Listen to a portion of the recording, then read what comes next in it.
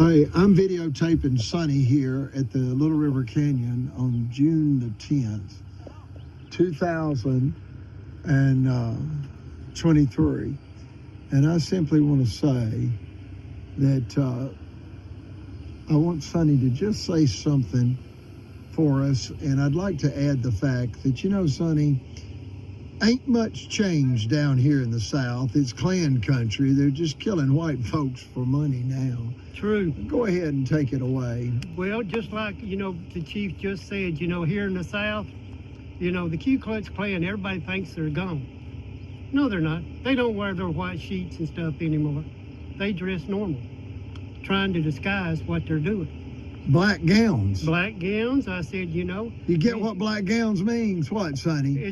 Death's what it is in black people. Well, look, I refer him to judicial robes when they're signed. They drop the white. Good point. See good that? Point, good point. Yeah, I didn't see that. I mean, when they're signing an illegal $5 million extortion scheme against an innocent American white female, why? Why would they do it, Sonny? They're thieves. That's all you can say about them. Just get to the point. Don't beat around it. They're thieves. They want what they can't have, and they're going to try to get it any way they can. They want something for nothing. That's it. That's it, brother. That is it. But like I was talking about the Ku Klux Klan, I wouldn't say that they don't know about Miss Eugene, what's going on, thanks to the sheriff and the vice president of the bank. Because how many people does the sheriff come in contact with? Drinking that moonshine, homemade he ain't supposed to have, but he does. Which, I mean, it's dangerous for Miss Eugene. She's 83 years old. Who has she ever hurt? That's their intention. They have threatened her life. They've tampered with her car. Mm-hmm. Ask her. They've tampered with the braking system on her car and mine in the exact same fashion. They're pulling all the tricks, just like they did in the Ku Klux Klan era. The Ku Klux Klan, you can Google that and read about it on Wikipedia, but you can read about them on Wikipedia, and you realize that they were at their height of membership in the 1920s. Yep, they were. Now here they are back again. And what they were, they're just a collective force of evil. It is. It's follow the money. They wanted to anyway, steal the power and the control and the rights and the money from the African Americans, and now they're doing the same thing to white people. White people, yeah. And like I said, they're covering up. The sheriff's got, he's got a hand in it big time. Him and Margaret Lacey, the vice president of the bank, they're getting everything in this, but in the South, besides the Ku Klux Klan, we got something going for us with Miss Eugenia and the chief's brother, Miss Donna's brother, and your other sister, is that Miss Rita? Well, close. It's Victoria. Victoria, excuse me. I'll get her name corrected. Lives in California.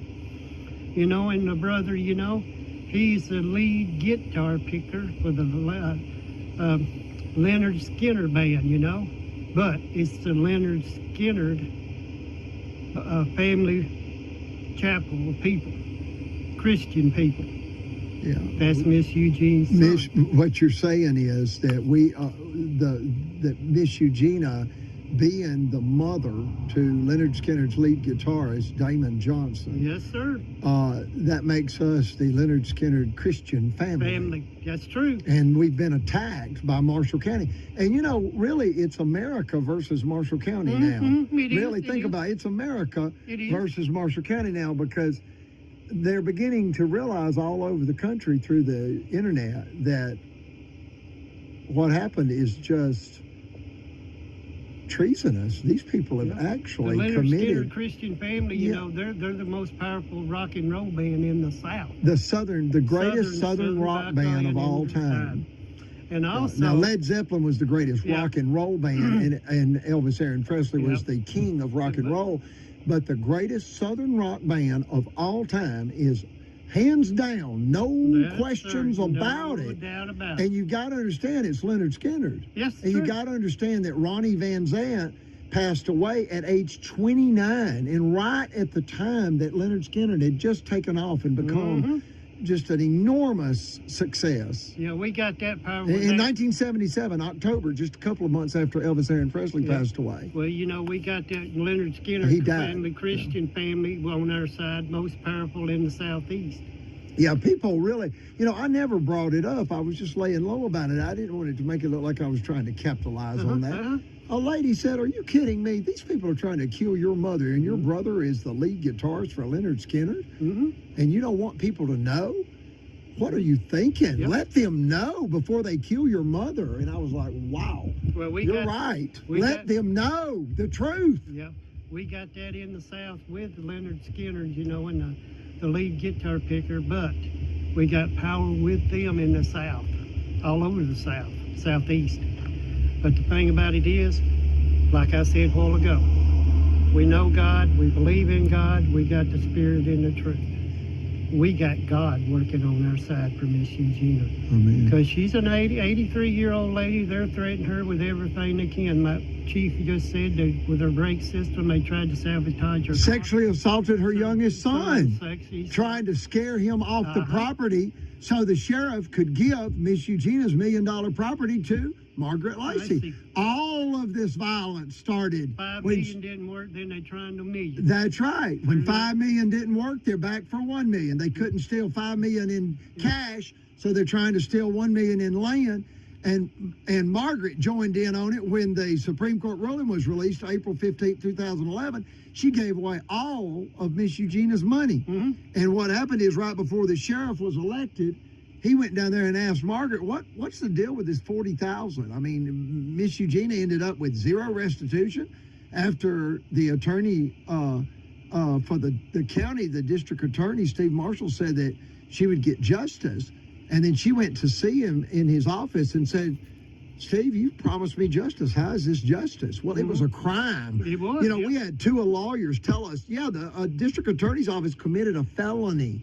It's not legally possible to award the victim zero restitution in a $40,000 first-degree theft.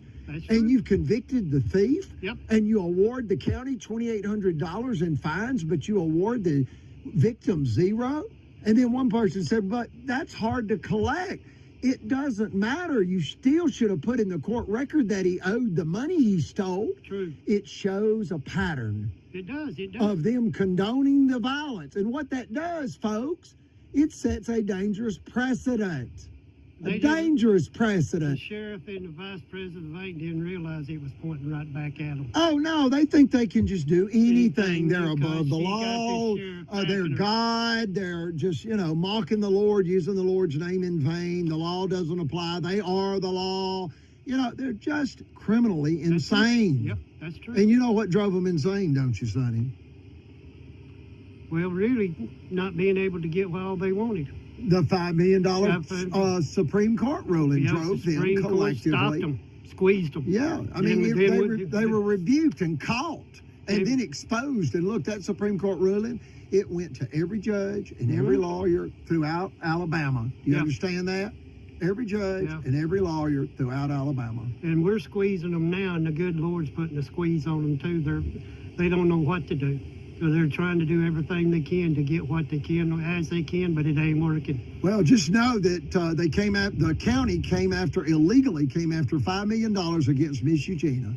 And she stopped them in the Supreme Court. They then sabotaged $10 million by running off 3,500 customers.